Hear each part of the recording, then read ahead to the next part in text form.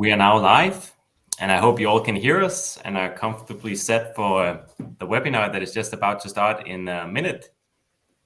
First of all, a warm welcome to all of you from my side. My name is Philip Scott Lind. I'm the Managing Director at the Right People Group in Denmark, and we are really excited and happy that so many of you have joined us for this interesting topic about how to extend your IT organization with top remote developers. We have Søren and Allan with us, who's going to take us through the webinar. Welcome, guys. Great to see you. Should you have any questions during the webinar, feel free to put them in the YouTube chat. Just bear in mind that you need to log in order to post your questions. So go ahead and do that already now. We will cover the questions by the end of the webinar. So let's begin, and please feel free to take it away from here, Søren.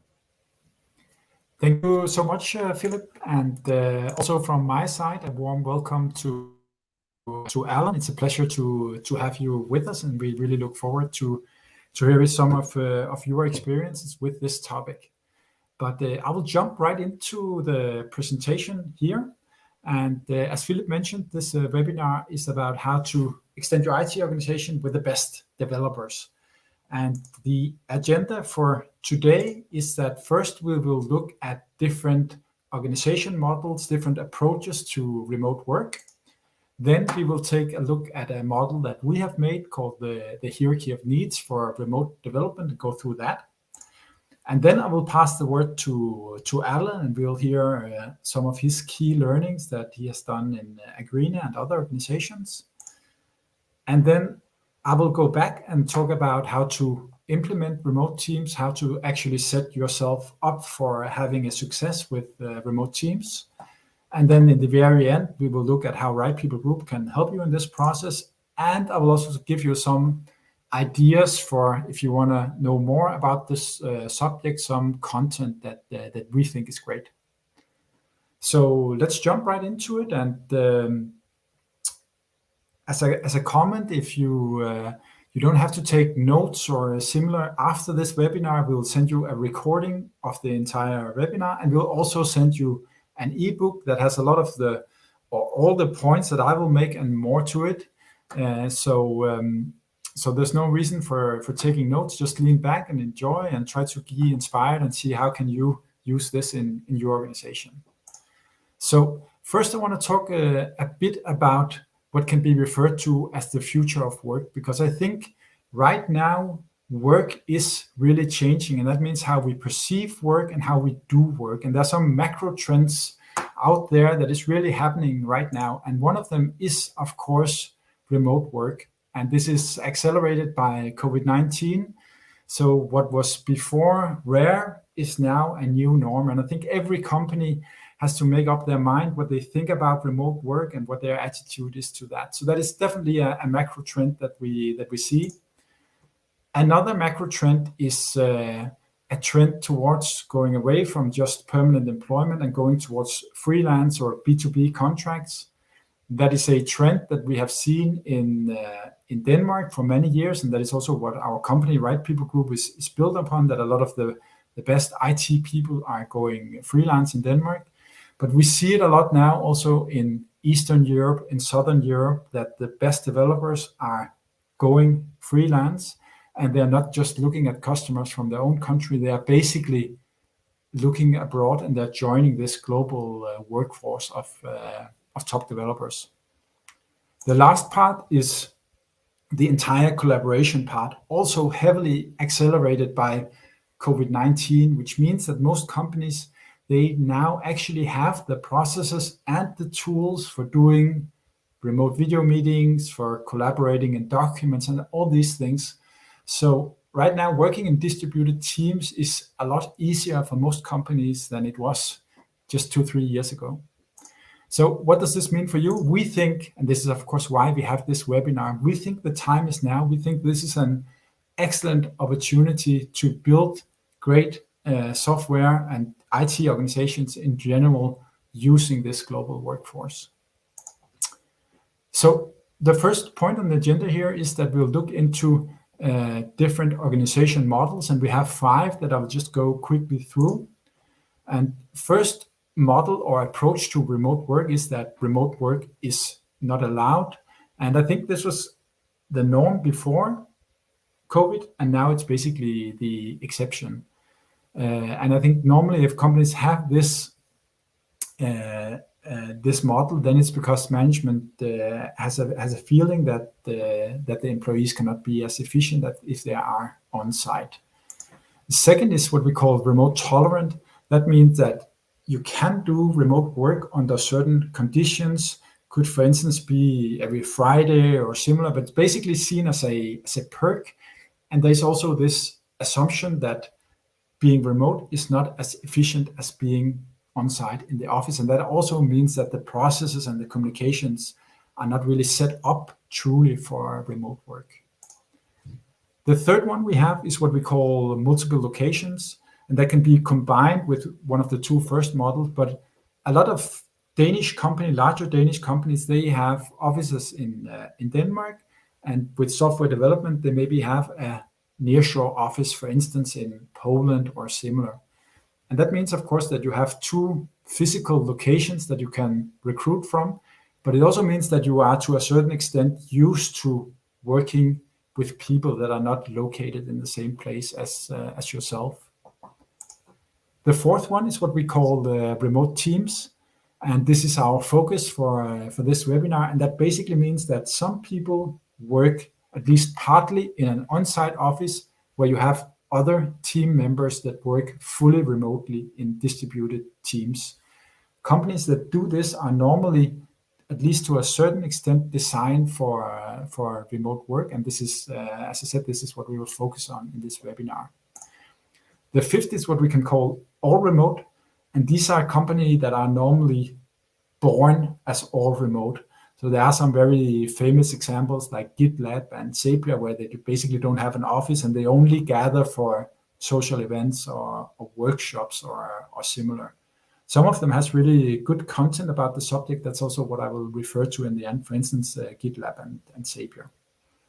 So you can say the definition here when we talk about the remote teams model is that some employees work physically together in an office and other work in fully distributed, like fully remote.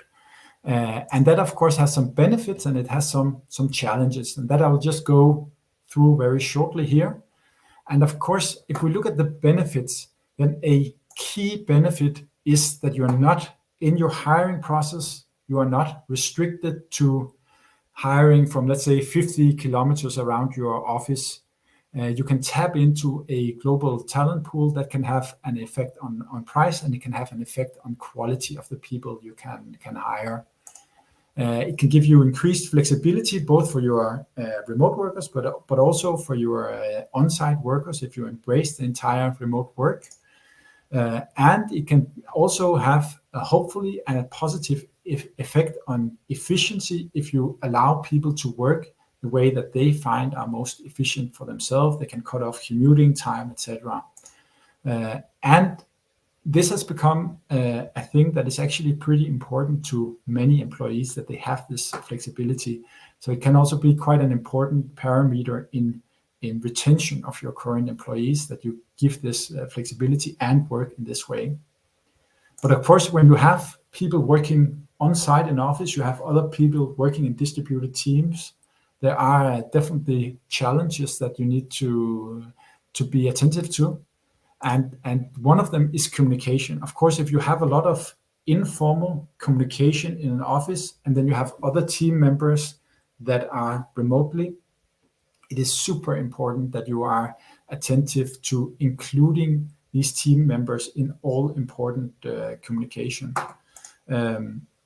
And that goes from a professional point of view, but it also goes from a social point of view. So having this inclusion of the remote team members is really important and a key challenge to solve.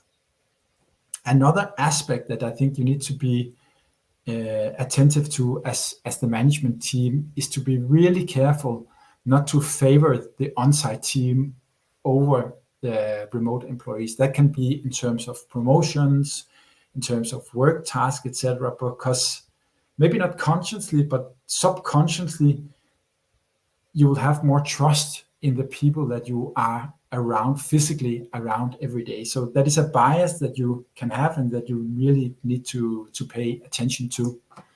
So basically, you can say the challenge here is that you need to manage two ways of working and make that into one way of successfully working together.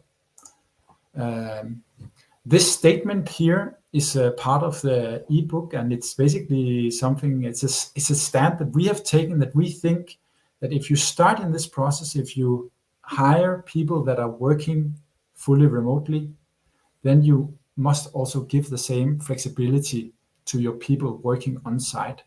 If you say we have these completely remote, flexible workers, and then we have other people that need to be in the office all the times, then we think you need to rethink how you do this. We think you should set it free and also allow your on-site team members to work in the way that is most efficient for them. So that was a bit about the macro trends and working with remote team members. And now we will proceed to what we call the hierarchy of needs for remote development. And this is a model that we have made that is inspired by Maslow's hierarchy of needs that many of you probably know. So what this model does is that it basically points out some of the things that we think you need to have in place to be set up for success with your remote teams. And it's organized in the same way that Maslow does. So the more crucial it is, the more it's in the bottom. So I'll just go through every layer of the pyramid and give you some specific tips for each layer in the pyramid. So first and in the bottom is efficient recruiting and quality assurance. And we have placed this in the bottom because if you do not get the right people in as your remote team members, then it is 100% certain that you will not succeed. So of course, which people you get in is a key aspect. And the first tip here is to be really attentive to that you have a broad candidate reach. You need to spend time and resources in getting the right reach in the candidate market.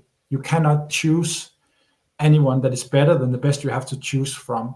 And there is a lot of competition to get the best developers these days. So this is where you really need to focus to make yourself interesting for the remote candidates and to ensure that you have this reach in the market.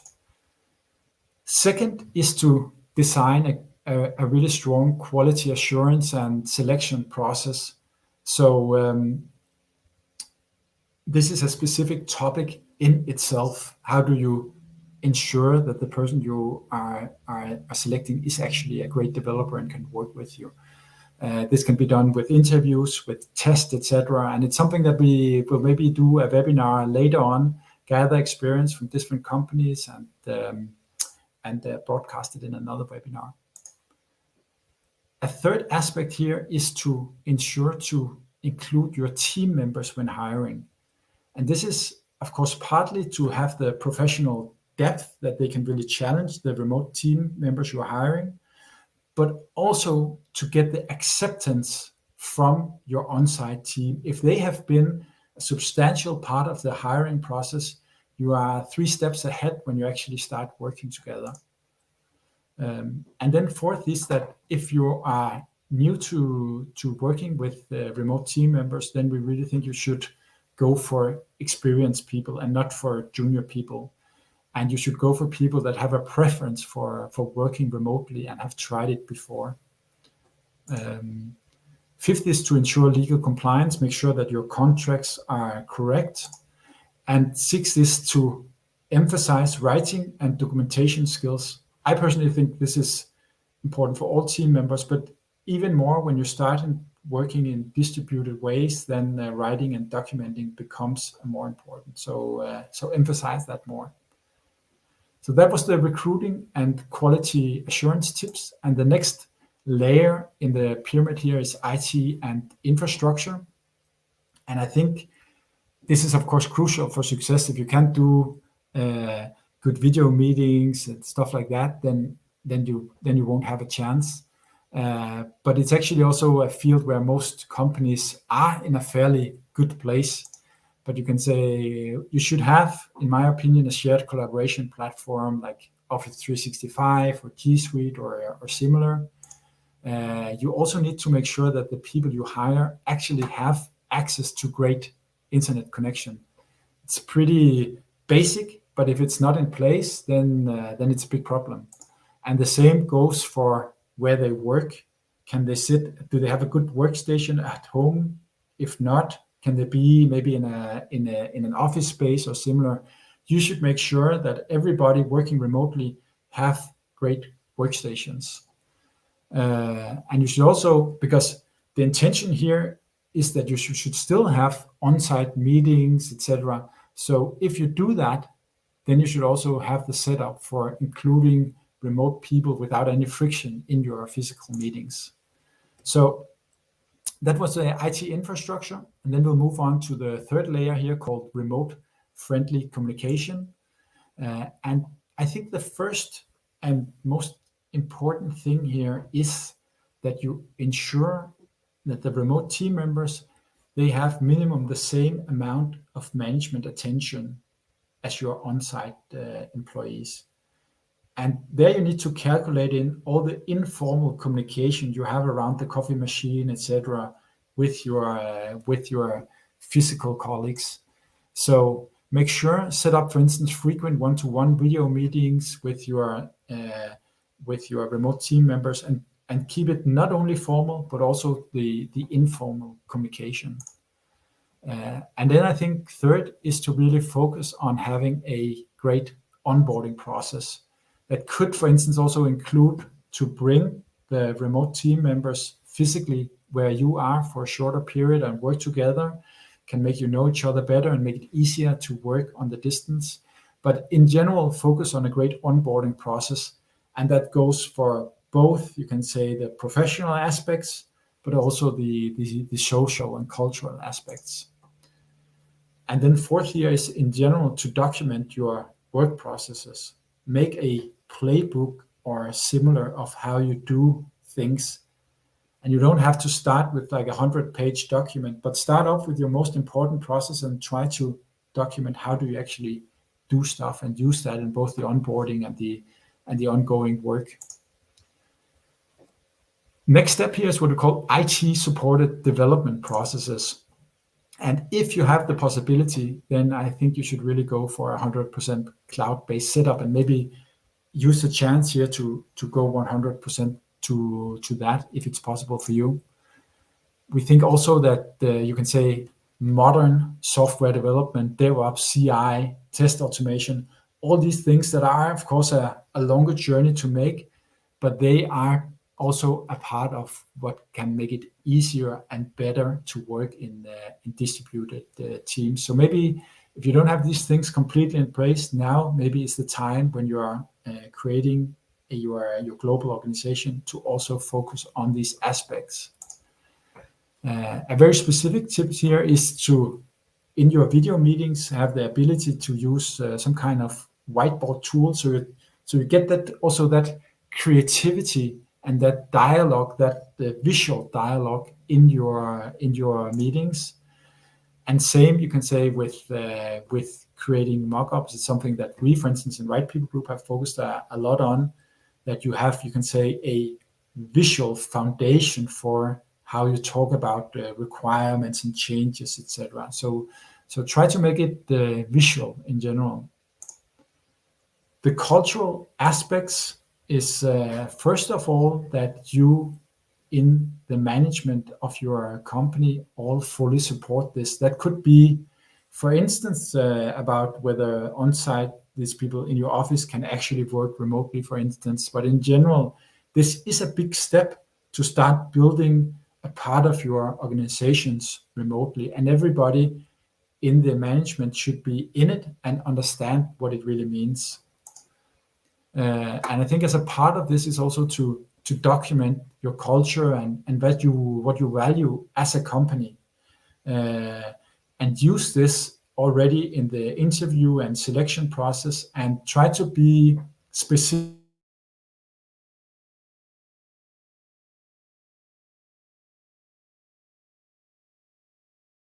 that you do not want in the company. And I think one of the things that are relevant for many Danish companies when working with foreign developers, for instance, about proactivity. We can have an assumption that people should be proactive, but in other cultures it's very different. So try to make specific examples about what behavior you want and what behavior you do not want in your company, and use this in general in your onboarding and also in ongoing training. Then the fourth is a tip that we have also done in Right People Group. And I think this is a chance also on kind of seeing personal efficiency as a discipline. Because when you are not around your co-workers physically all the time, it puts different requirements on your personal efficiency. And there are some great stuff out there, like the Pomodoro technique or the framework, for instance, getting things done. So we recommend that you take this up as a discipline in your company. The very, very last part here is purpose. So how do developers connect to the purpose of your company? And we think this is something that you should discuss already in the interviews, because of course, if you have remote team members that actually find your purpose to be meaningful for them, their work will be more meaningful in general. And that's something that is, of course, easier for some companies than for others. I'm sure it will be part of Allan's presentation, for instance, about purpose for them. But try to include it in the interviews and try to prefer remote team members that can connect to the purpose of your company.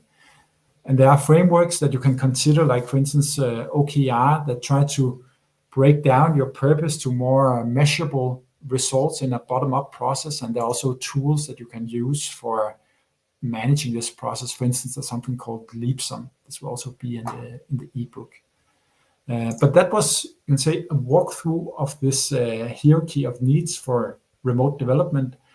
That is basically things that we think you need to have in place in order to set yourself up for having success with a remote teams organization. So now I will pass on the word to Allan,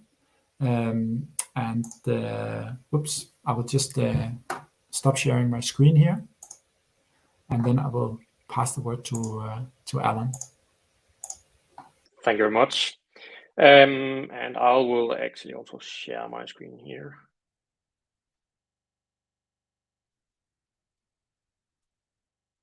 And let's see if I can actually.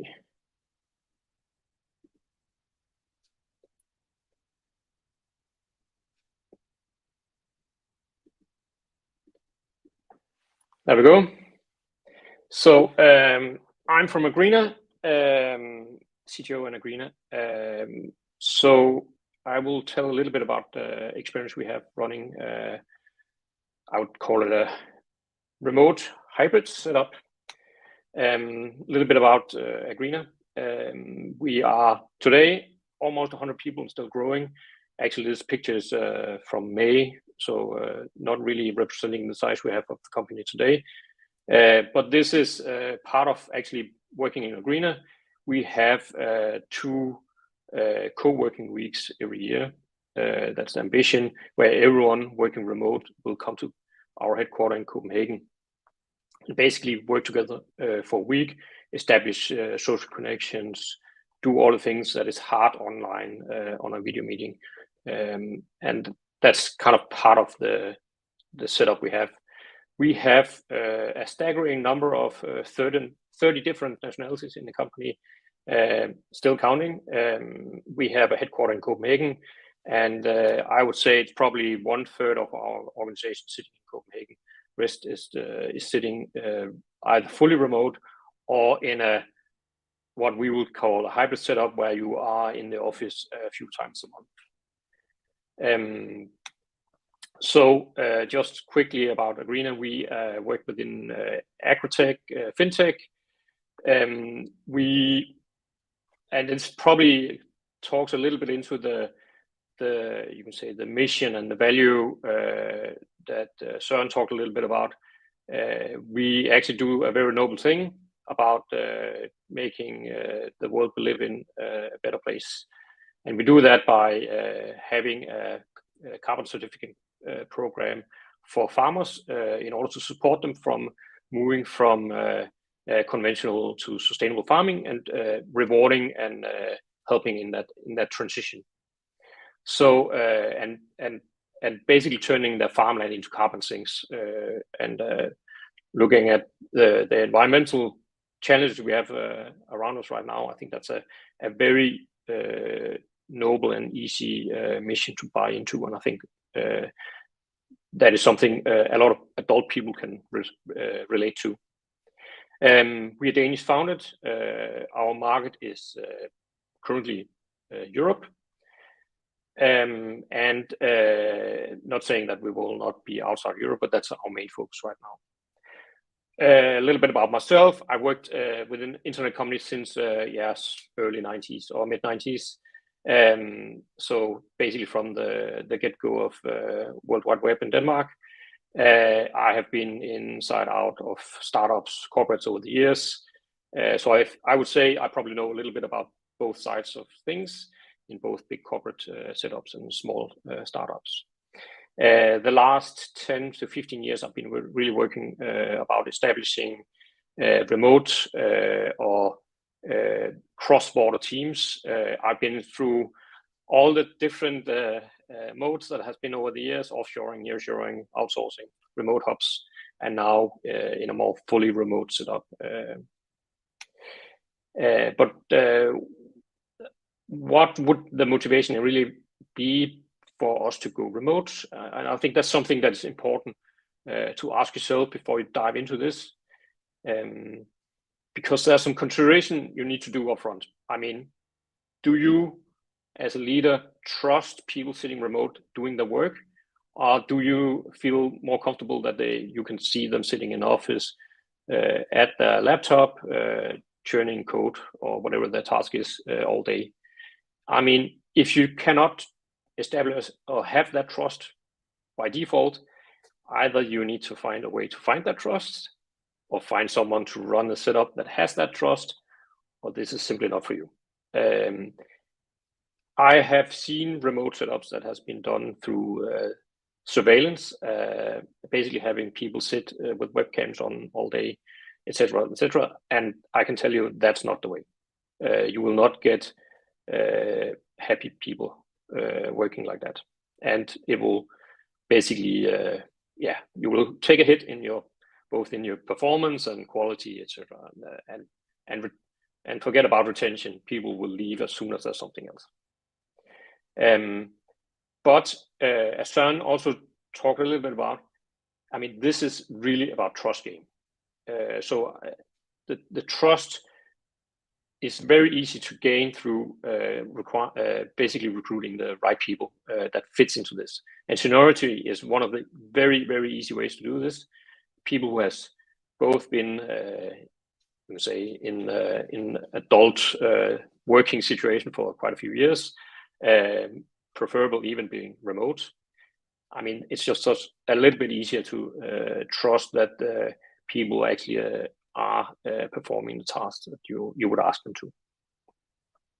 And I can always say now, if the motivation is to save costs, I would not really recommend this. I think that's been the case of all the different models we've had over the years: nearshoring, offshoring, remote hubs. You don't save anything; you end up spending the money elsewhere. This is just in my world a fact. You will probably end up spending it in establishing, trust in, and moving these people maybe to your office, etc. So it'll be other places where you end up in spending the cost. And just be aware, you are not the only one looking at establishing remote setups. This is basically everyone right now.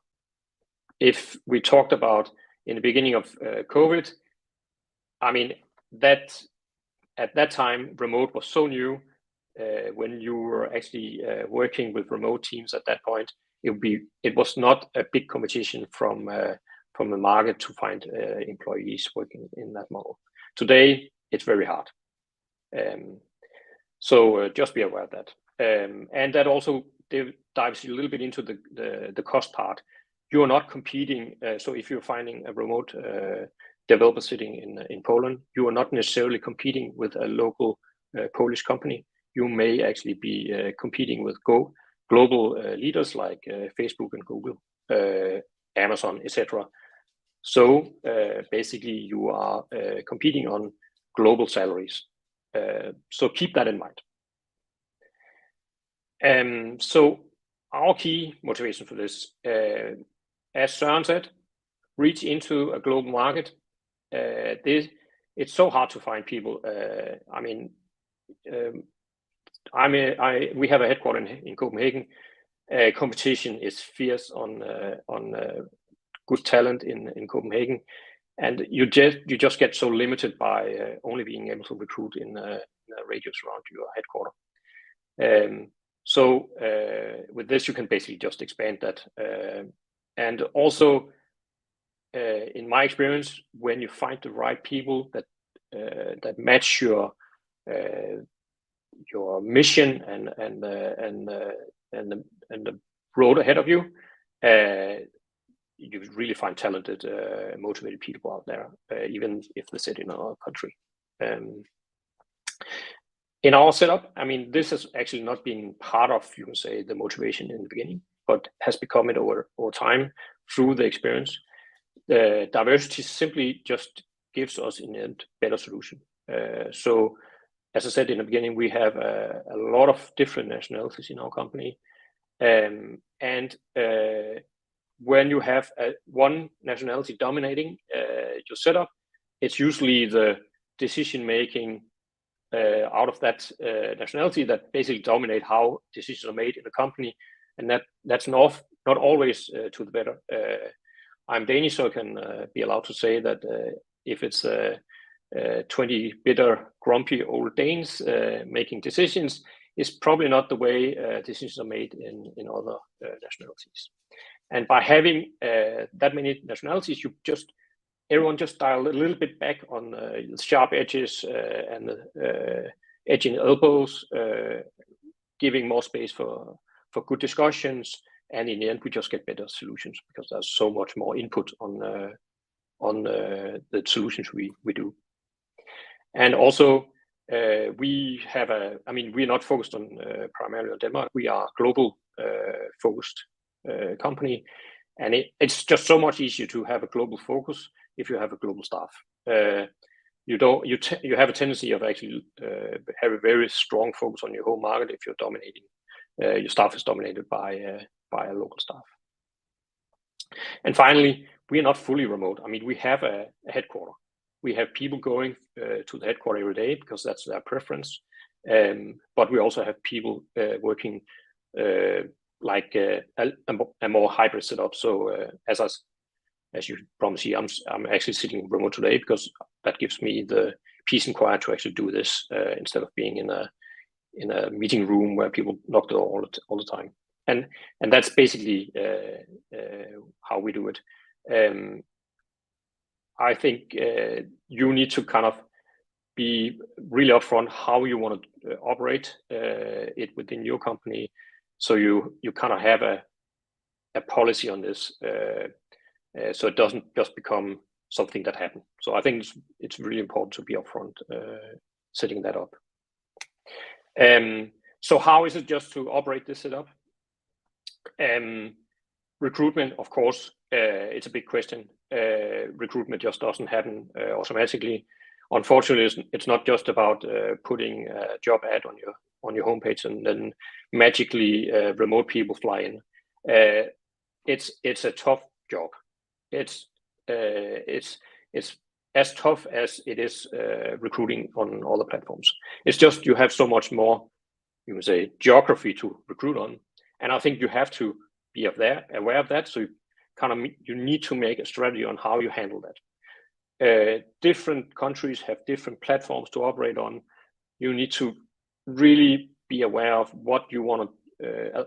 What are the constraints you want to recruit within? What languages do you want to support? Do we have time zone constraints? Because maybe your staff has like a window of working hours that could be more efficient if you have like a limit on the time zones. We do a plus minus 3 hours time zone in order to be able to coordinate things and plan meetings. Then of course there's all the legal and compliance constraints. GDPR.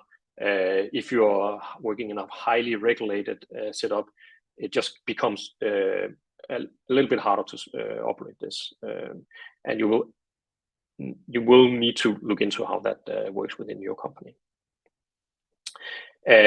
Contracting versus employment goes a little bit into the legal space here.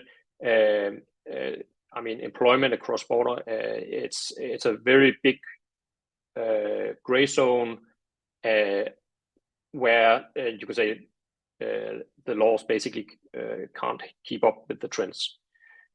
So you will need to seek some legal counseling on how to do this, and you will probably also need to push them a little bit because they will probably say no. That's how it works. But basically, that is one of the big tasks up front to actually figure out setting this up. There are companies out there that can help you on payroll across countries, even though you don't have entities in different countries. So there are companies specializing in that now. Again, a little bit of security requirements. I think it's mostly regarding if you are working in, especially in fintech or financial services and alike, you just need to be aware of how do you actually operate a very hard regulated area. That may be a very big constraint in how you do this. So in our setup, we provide laptops for our employees, no matter where they are. That itself is a little bit of a logistic nightmare, especially when it comes to Windows machines.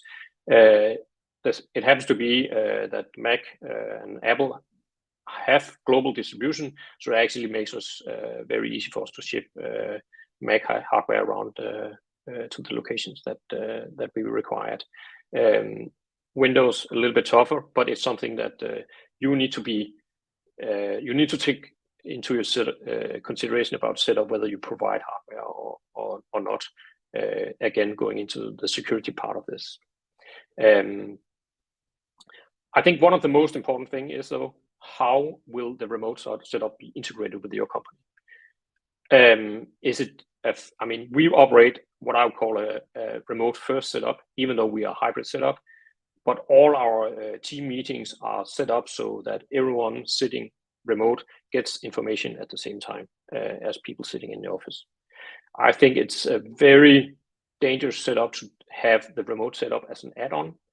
People will not feel connected to the company, and they will feel that they get the information too late, or decisions are already made when they get them.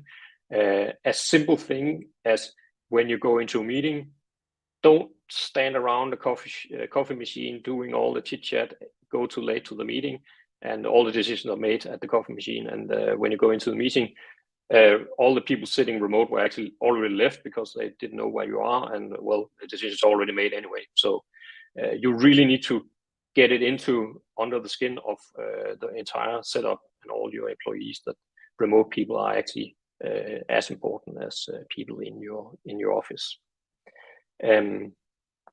We do, as I said, twice a year we do a co-working week. I will really recommend that.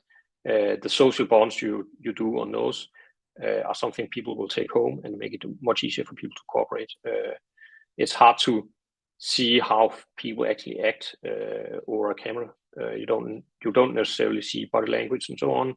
Having had a chat in a more social setup, it just changes the way people cooperate, and things just happen to be more smooth and going forward. That's a little bit about how we run the setup. I will be here for questions later if there should be any.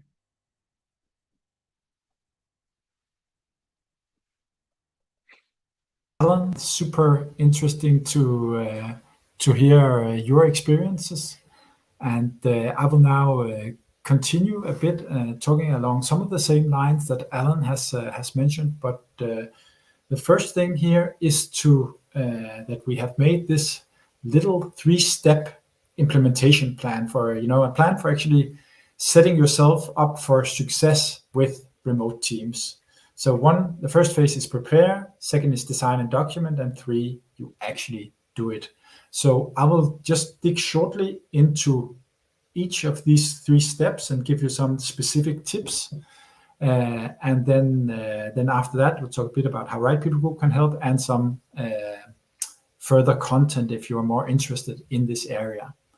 So if we go into the prepare phase, then our 3 sub-points here are to team up with an expert, to assess your own remote maturity and start improving on where you're weak, and then you decide your remote model. And that also includes some of these things that Allan touched upon about how do you actually do meetings? Do you actually physically meet? Like, what is your setup for this? Regarding the expert, it can be somebody you hire, but it can also be maybe somebody in your network that has experience with this, but somebody who you can have discussion with and that can ask you the critical questions. We just made a small list here of questions that we think are interesting for you to ask yourself.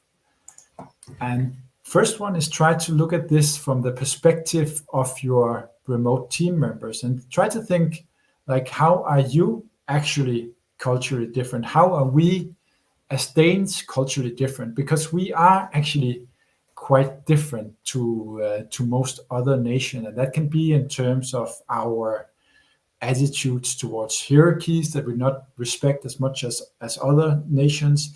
It can be around things like proactivity that's also connected to hierarchies. So try to view this from outside in and turn it around. Second thing is here, can you actually run all your communication in English? I think Allan said it that doing this it's not for everyone. There are some things that just need to be in place, otherwise it will not be a success. And this is of course a fundamental that the people you have can actually run communication in English. Second or third, Allan also touched upon how many time zones can you work across. It makes quite a big difference whether you have, let's say, 2 hours plus minus, or you have 8 hours. It puts if you are in completely different time zones, it puts other requirements on how you work, where you actually need to be kind of a fully remote company. Where if you are all pretty much in the same time zone, then you can still do meetings, work hours. It's just video meetings instead of physical meetings. So try to determine what is possible for you. Look also at if you're developing, for instance, a product, is there any GDPR problems that you should be aware of? For instance, maybe the conclusion will be that you only hire developers inside the EU or similar. And I think one healthy question to ask yourself is, right now, when your current employees work remotely, what are the problems you are facing? Why are you facing them? And what can you do to solve them? Because they will, of course, just be magnified when you have remote team members. And I think in this preparation phase, it's really important to include key people in your organization. So this is not just a top-down decision that you now change basically how you build the company, how you build the organization, but get the key employees involved and make them part of the decision-making in how you do this and what is best for your company. And one way to assess your remote maturity here is to use our hierarchy of needs for remote development, try to go through these things and see where are you actually. We also have in the ebook that we will send you, there's also some content where there's like a remote maturity assessment that you can go through. So that was the preparation phase, and then our next phase is called design and document, and we basically have again 3 sub stages. One is to create the recruitment and the quality assurance process. Next is to create your onboarding process, and then third is to document relevant processes. So we just have to the right here a small list of documents that you can at least consider making in this process. And one is to document how you actually recruit people. Allan mentioned that this is not easy. It's not easy in Copenhagen, but it's also not easy globally. So really sit down and think, okay, how much money are you willing to spend? How do you do it? Document your recruitment process and involve people that knows about this. Second is your onboarding process. Do you take people on site for a small period? How do you exactly do your onboarding process? There's a lot of practical aspects, but this is both from, you can say, a professional level. How do they get access to everything? How do they get professionally up and running? But of course, also from a social point of view, how do you include the remote team members to be an actual part of your company? Collaboration tools. You probably have a set of collaboration tools in place, but make a small document where you state what tools are you using for what. Like maybe video meetings are in Zoom. Could you use Google Docs for shared documents? Try to document so that it's easy for new team members to see what are they supposed to use for what. Try also to document your culture and values. I touched upon this a bit before, but make a document stating what you value as a company and what behavior you do not wish in your company, and use this both in the selection, in the onboarding, and in ongoing training process. And in general, I think you should make, we call it a playbook in Right People Group, but make some kind of process document where you state your processes and best practices. And it does not have to be a 100-page document. Start with the most important and build the document from there. One tip, if you have a lot of this documentation, for instance, in Danish, then you can say the translation, the machine translation is now super great. And instead of using Google Translate, there is simply an excellent tool called Viabill for translating documents and text in general, and it also works with Danish.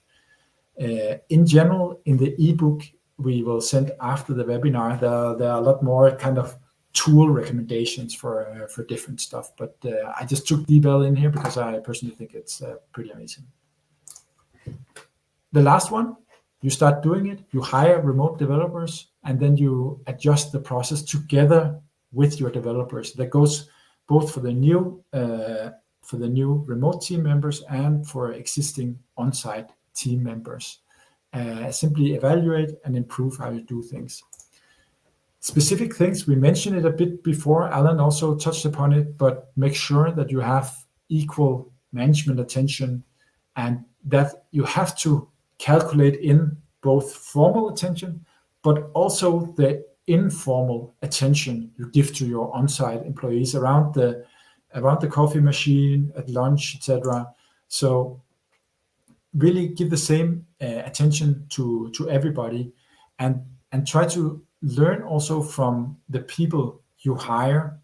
You know, what have they done in other companies? What can you learn from that? So take it as a group exercise to become great in working in this way in a distributed organization. The third tip here is to, communicate fast. If there's something wrong with how a developer acts, if they're not proactive enough, don't expect that they can figure this out. This can be because of cultural assumptions or similar. So be very fast in your communication. Of course, it has to be done in a good way, but you also need to state clearly when you want things to happen in a different way. And if this does not work, you try it again and again to change things, and it does not work, then you also need to take action and replace team members, and then be smarter in your next hires. So this was a short, you can say, project plan for how to prepare your remote teams model, how to set yourself up for success. And then we'll proceed just to a few words about what we do in Right People Group and how we can help you in this process. And basically, we focus here in the bottom of the pyramid. So what we do is that we bring you the best remote developers. So our goal is simply that we work closely with you to give you the best developers through a simple and hassle-free process. And the way we do it, our process is that we have our own remote sourcing team that are specialists in finding developers, primarily in Eastern Europe and Southern Europe. We work a lot currently with countries like Croatia, Albania, Macedonia, where we see there is some really good candidates and some fair prices. But we are in general open to wherever the best developers are, if it's aligned with, for instance, your time zones. So what we do is that you will be in contact with our Danish organization.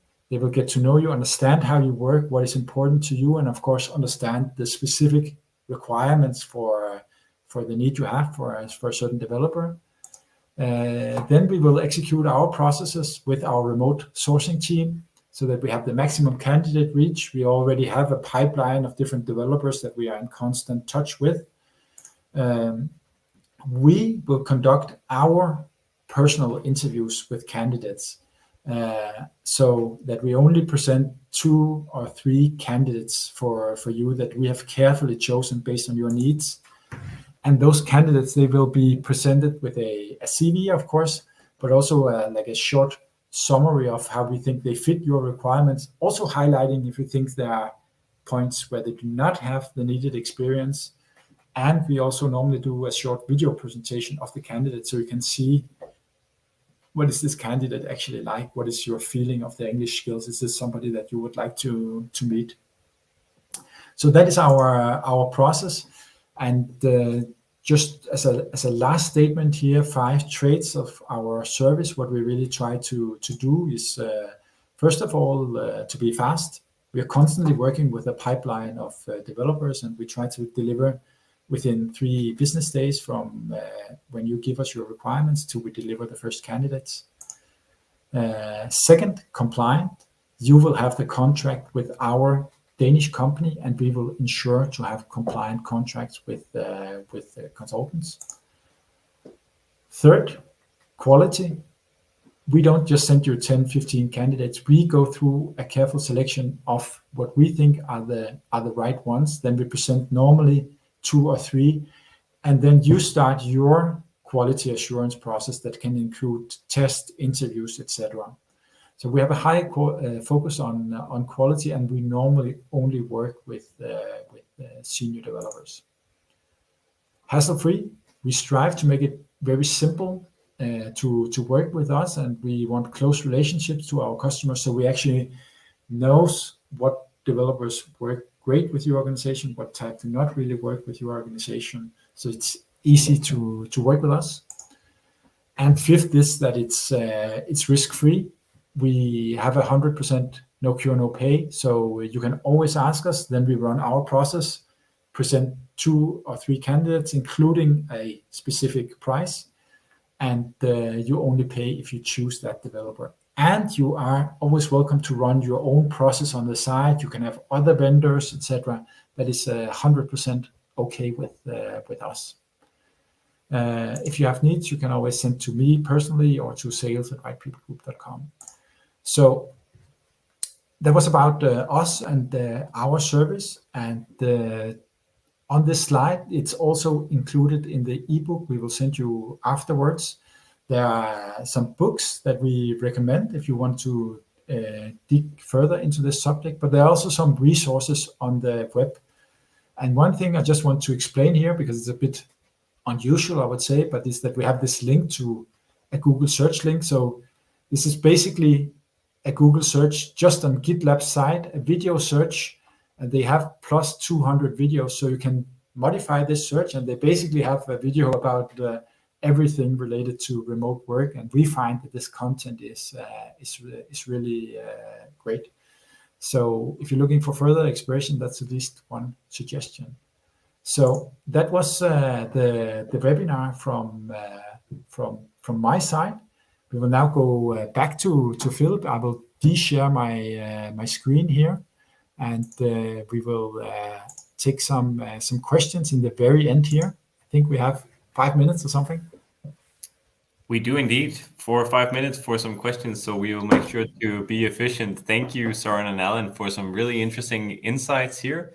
I think we had really a few interesting questions. Not sure we can take all of them, but you spoke of both of quality assurance and also seniority in terms of finding the right fit for your organization. And one of the questions that came in is, which test or interview process would you recommend for hiring or remote hiring? Sorry.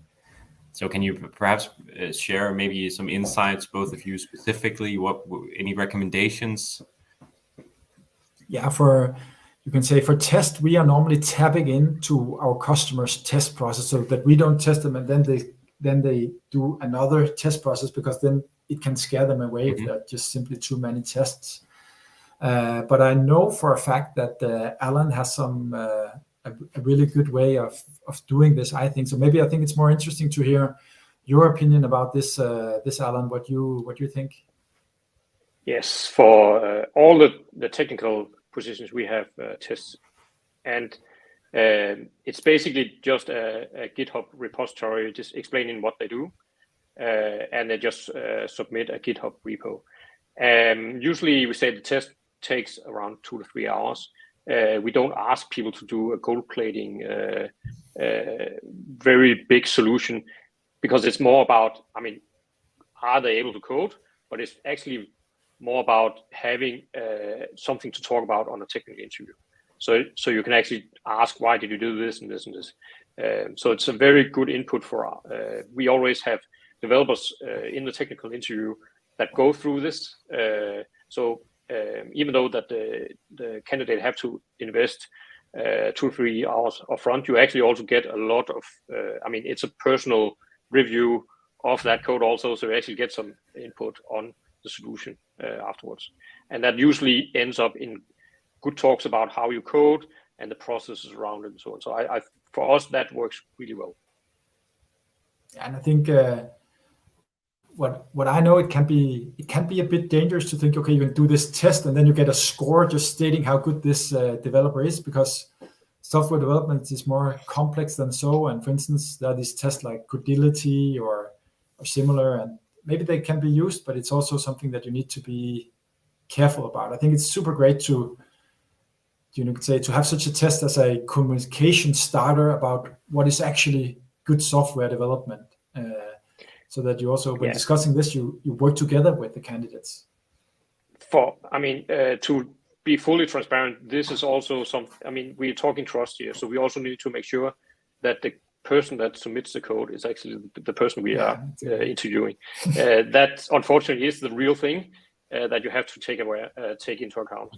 So this is basically our most efficient way of actually doing that. Yeah. Makes sense.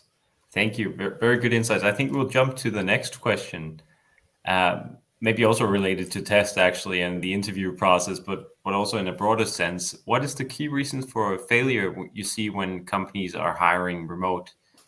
Perhaps also practically, if you've had any.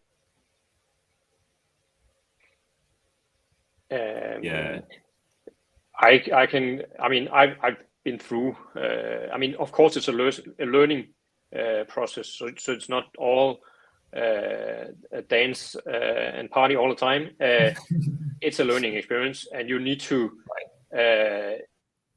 Even I have to adjust the setup all the time, because this is something that expands and develops all the time. So you have to follow and follow up on how your setup's working and improve, adjust. So I mean, I don't think that's basically a book of how to do this, and you just follow that, and then it's a success. I don't think that will ever happen. We are talking about people here. Of course, people are individuals, so you have to adjust accordingly. Mm-hmm. Yeah, in the I same think way personally, like, sorry, Sorry. Philip. I think one of the things I hear often, that having remote people that did not work for us, and that can of course be how you are ready as a company. So look into that. But it's also, of course, very dependent on the remote people you actually hire. If they are not good enough, if you're doing it just to get super low cost, you are, as Allan said, in global competition, and maybe there is a reason that they are ready to work for $12 an hour. So you need to, I mean, I think personally that having the right remote team members, if you get that wrong, then you're at least 100% sure to not be successful. So that would be for me the key reason. Great insights. I think we can. We're already a little bit over time here, but if we take one last question, you say that you tap into the global market, but you already touched a little bit on this, Søren. But what countries are the best to hire from, being primarily an organization in Scandinavia? Are there any markets that you look into specifically or find particularly interesting, Allan? Certainly. There are just geographies that are have more experience doing this, and that goes basically back to that they enter a global competition instead of being on a local competition. So Eastern Europe, Southern Europe are super forerunners on this, front runners. Especially, I mean, Greece. They were through some financial trouble some years ago, which basically made the youth having to find jobs outside the country. This is a way to find jobs outside the country by being home. So they are just way ahead of many other countries. In Denmark, it's a very different situation. Local competition, I mean, salaries and so on. It's not a driver for going into this direction. So that's probably more about how you want to spend your time. Is it in commuting or in the office and so on? Makes sense. Thank you. Yeah, Søren, anything to add? Yeah, I think if you look at the last 10 years for at least Danish organization, I'm not sure about the other Scandinavian, but there's been many that have set up nearshore centers in Poland, and I think Poland is truly a country that has technically great developers that are not culturally far from us, but it's also, I mean, it's definitely not for cost purposes in Poland. There's a heavy competition in Poland, so I think now many are also looking towards other countries. We are focused quite a lot and have good success with countries, as I mentioned before, like Macedonia, Serbia, Croatia, Greece. Sound very interesting. We've not done that much there, but can also be, for instance, Portugal. So yeah, that would be my input. Very good. So I will leave the final remarks up to you, Søren, but just want to thank everyone for taking their time and being part of the webinar. It's really been a pleasure. Also, thank you to you, Allan, for sharing your insights. It's been super interesting. So I hope we have the opportunity to do this again. And you will also have more information sent, as Søren already mentioned, with the ebook coming your way. So I'll leave it with you, Søren. Yeah, that will also be my final remark. Just a big thank you to Allan for spending his time here with us and sharing some truly great insights. It's been super interesting. So thanks for joining the webinar, and hope to see you again. Thank you.